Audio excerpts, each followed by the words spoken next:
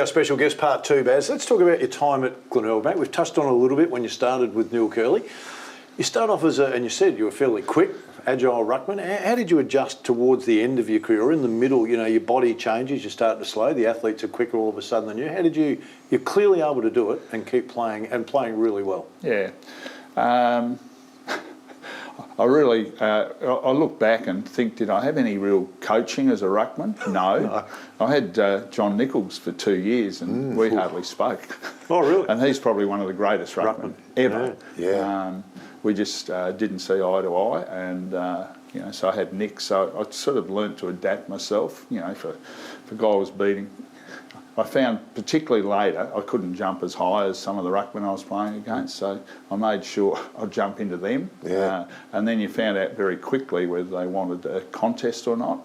Yeah. And some of the ruckmen I played against weren't that keen to get hit every time they go for the balls. Yep. So I had to use whatever method I could. And I think I had a reasonable awareness of where the ball was going to go and where I needed to be, so I didn't have to be particularly quick. I just got there the shortest way I could. So you've got a good footy brain, obviously, you know, to analyse the weakness of the opposition and then also to improve your skill. Where do you reckon that came from? Oh, no idea. No idea? I was just lucky to be born with it. Well, yeah. You know, whether it's mum or dad or whatever. But I think I always read the ball, as I said, reasonably well. I was fairly quick to be able to get to places, be able to adapt the way I was playing.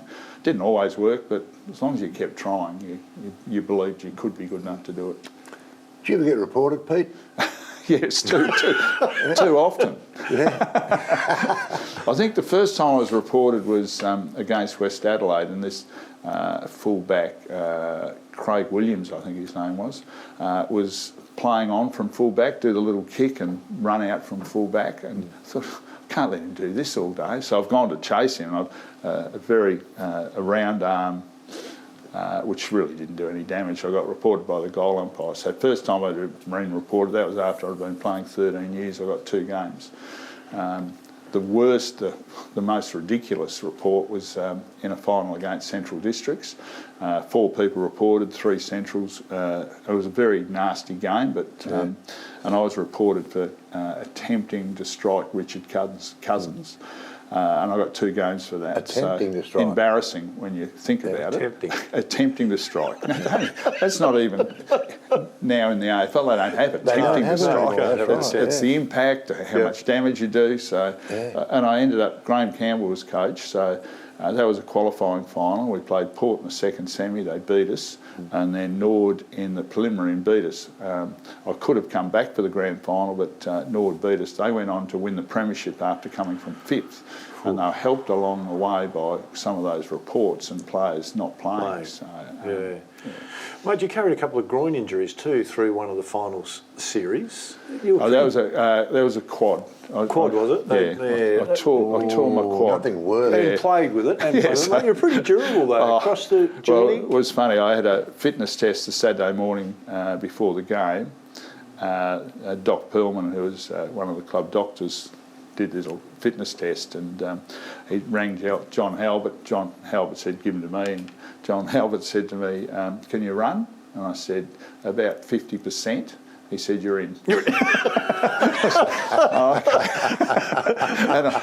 I went through, and Cornsey still had a go at me about this. We went through, we made the grand final. I hadn't kicked the ball in 3 games. Just handballing. Could kick left foot when I had to, but didn't kick right foot. So, because when I tried to kick when I first did it, the ball just used to fall off your foot. Can't do you that. just had no power at all. That's it. Yeah. So I had a shot just before half time against Nord, about 20 metres out, and I kicked it left foot and missed. Yeah. And Cornsey said to me, I would have kicked it right foot if my leg was broken.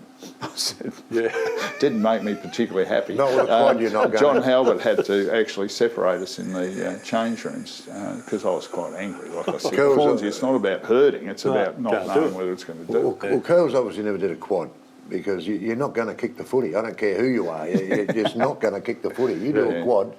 You can't kick the footy. Get on the other leg because you're not going to kick it. No. You're not going to kick it. It won't let you.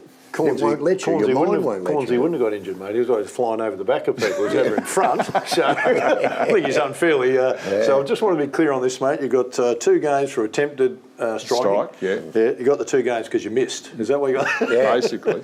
And it was interesting, I got reported 4 times, 3 times by John Hilton.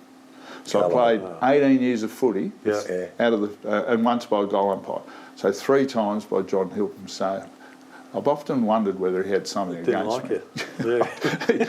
Yeah. He was quite vocal. I remember saying that, abusing John Hilton about making a poor decision. And he said, your only problem is you haven't got a kick yet. Sounds personal. I hated that with a passion because you can't do anything about it. At what stage did you think I'm getting close to retirement or this is it? Was it in the last year?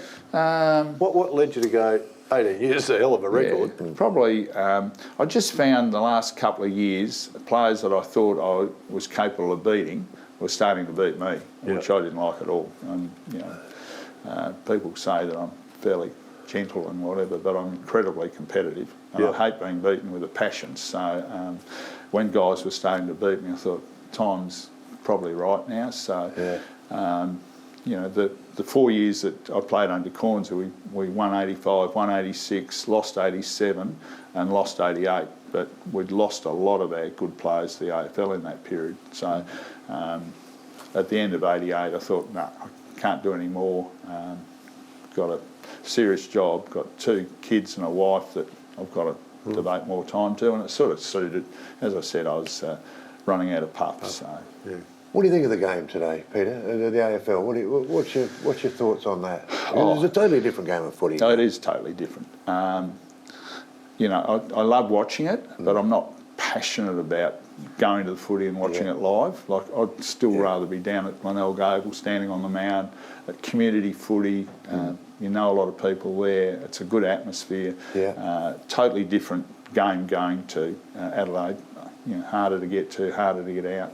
So I watch most of my AFL footy with a glass of red on a chair at home.